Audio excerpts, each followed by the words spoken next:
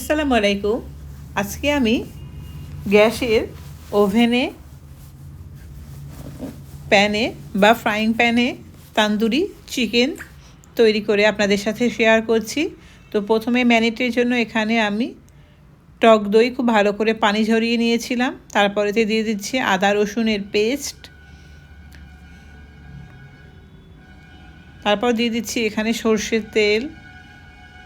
দিয়ে দিচ্ছি এখানে 3টে লেবু। আমি এখানে গন্ধরাজ লেবুটা ব্যবহার করেছি। পাতিলেবু থাকলে পাতিলেবুটা ব্যবহার করা যেতে পারে।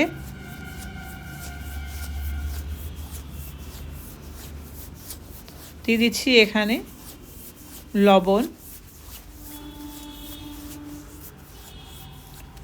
সামান্য হলুদ গুঁড়ো দিচ্ছি, 1 টেবিল চামচ ভরে কাশ্মীরি লাল লঙ্কার গুঁড়ো, ঝাল লঙ্কার গুঁড়ো, ধনের গুঁড়ো, বেশ কিছুটা জিরের গুঁড়ো, সামান্য একটু গরম মশলার গুঁড়ো, আর দিয়ে দিচ্ছি কাসুরি মেথি, আর দিয়ে দিচ্ছি ফুড কালার। ফুড কালারটা চাইলে স্কিপ করাও যেতে পারে, আমি কালারের জন্য এটা দিচ্ছি। এখানে আমি একটা লেগ পিস, একটা ব্রেস্টের পিস নিয়েছি, আর চিকেনগুলো এরকম চিড়ে চিড়ে দিয়েছি। তাহলে খুব সহজে ওর মধ্যে মশলা ঢুকে যাবে আর খেতেও খুব জুসি হবে। এখন খুব ভালো করে মশলাটা আমি মাখিয়ে নিচ্ছি।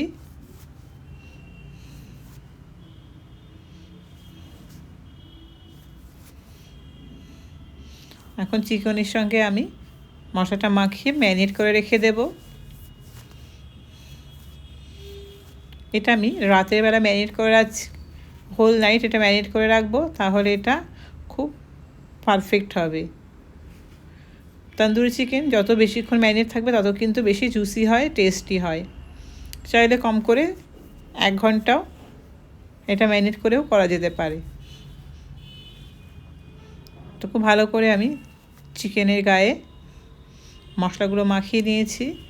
যেখানে চেরা চেরা অংশ সেখানে খুব ভালো করে হাত দিয়ে ঢুকিয়ে দিলাম।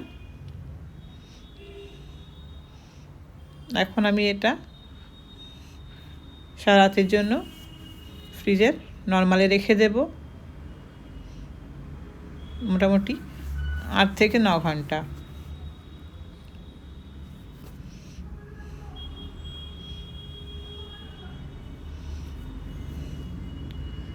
আট থেকে 9 ঘন্টা পর আমি ফ্রিজ থেকে বার করে 1 ঘন্টা পর এটা এখন বানাবো। তো প্রথমে দিয়ে দিচ্ছি প্যানে আমি বাটার খুব ভালোভাবে মেল্ট হয়ে গেছে। গ্যাসের ফ্লেমটা আমি লো টু মিডিয়াম করে দিয়েছি। এখন দিয়ে দিচ্ছি এর মধ্যে একে একে চিকেনের পিস দিয়ে দিচ্ছি।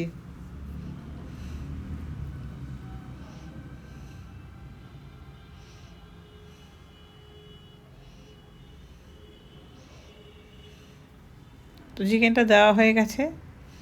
এখন এটা ঢাকনা দিয়ে ঢেকে আমি কুক করে নেব। ঢাকনা দিলে কি হবে, চিকেন থেকে যে এক্সট্রা পানিটা বেরোচ্ছে ওতে চিকেনটা খুব ভালো করে কুক হয়ে যাবে।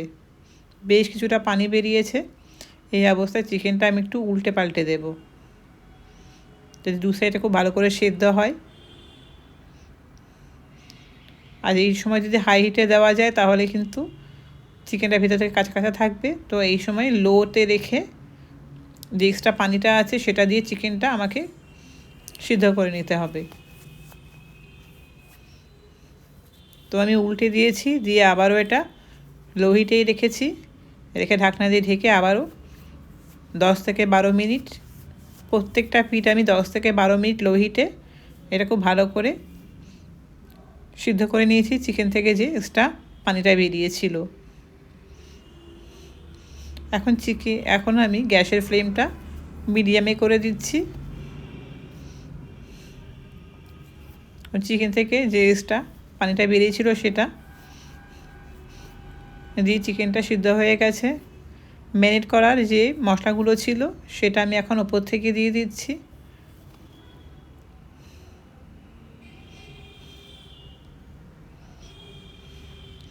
কারণ বেশ কিছুটা মশলা এখানে পুড়ে গেছে যখন এক্সট্রা পানি বেরিয়েছিল সেই সময়। তো চিকেনের গায়ে যেহেতু মশলাটা কমে গেছে, এক্সট্রা মশলাটা ঠিক এইভাবে দিয়ে দিচ্ছি।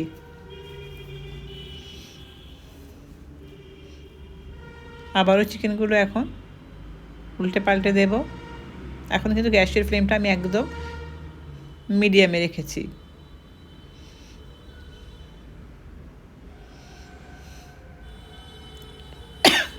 এই পিঠটাতেও আমি এখন দিয়ে দিচ্ছি মশলা, যে মশলাগুলো বেঁচে ছিল সেটা দিয়ে ঢাকনা দিয়ে ঢেকে আবারও এটা কিছুক্ষণ তৈরি করে নিলাম। আবারও এটা চিকেনটা উল্টে দিচ্ছি, দেখতে পাচ্ছেন খুব সুন্দর একটা পোড়া পোড়া দেখতে এসছে, খুব সুন্দর লাগছে, খুব সুন্দর একটা ফ্লেভার ছাড়তে শুরু করেছে। তন্দুরি চিকেনের যে ফ্লেভারটা সেটা কিন্তু এখানে চলেই এসছে। আবার ঢাকনা দিয়ে ঢেকে আমি এটা কুক করে নিয়েছি, গ্যাসের ফ্লেমটা অফ করে দিয়েছি। এখন এরকম একটা স্ট্রেনারে আমি নিয়ে নিলাম, আর উপর থেকে বাটার ব্রাশ করে আমি চিকেনগুলো এখন ঝলসে নেব। এটা দেখতে যতটা ভালো, আমার করতে খুব ভালো লেগেছিল এটা ঝলসানোটা, কারণ যখনই বাটার ব্রাশ করে এরকম আগুনে দিচ্ছিলাম খুব সুন্দর একটা ফ্লেভার তো আসছিল, দেখতে খুব ভালো লাগছিল। তো উপর থেকে এই সময় বাটারটা ব্রাশ করলে তন্দুরি চিকেনটা না অনেকটা জুসি জুসি হয়।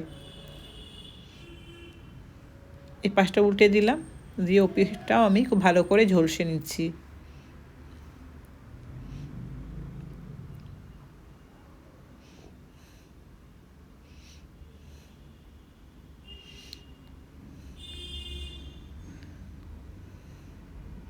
তো এটা ঝলসানো হয়ে গেছে, এই পিসটাও আমি এখন খুব ভালো করে ঝলসে নেব। তো এখানেও খুব ভালো করে বাটারটা ব্রাশ করে দিচ্ছি।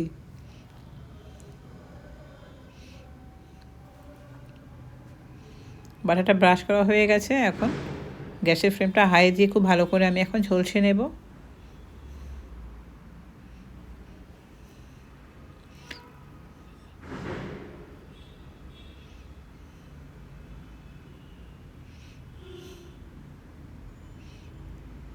এটা সাইডটা উল্টে দিলাম, দিয়ে পিঠটা খুব ভালো করে ঝলসে নেব। আবারও এই চিকেনটাতেও অল্প একটু এই সাইডটাতে, যেহেতু হাড়ের অংশ, তো সাইডে যেহেতু চিকেনের মাংসের পার্টগুলোতে আমি দিয়ে দিচ্ছি ভালো করে বাটার ব্রাশ করে, দিয়ে আবারও হাই ফ্লেমে এটা ঝলসে নেব।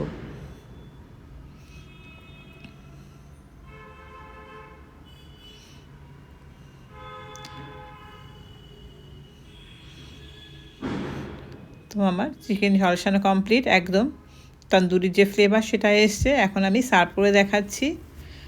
আমি এই তন্দুরিটা পেঁয়াজ এবং ধনেপাতার চাটনি দিয়ে সার্ভ করলাম, এবং উপর থেকে ধনেপাতা এবং বাটার ব্রাশ করে দিচ্ছি, এতে একটু ভালো টেস্টটা পাওয়া যাবে এবং চিকেনটা জুসি জুসি লাগবে। তো কেমন হলো আমার উইন্টারের স্পেশাল তন্দুরি চিকেনের রেসিপি, কমেন্টে অবশ্যই জানাবেন, এবং আপনারাও বাড়িতে তৈরি করে খাবেন এই ওয়েতে। আশা করি ভালো লাগবে। ওকে, বাই, দেখা হচ্ছে নেক্সট রেসিপিতে।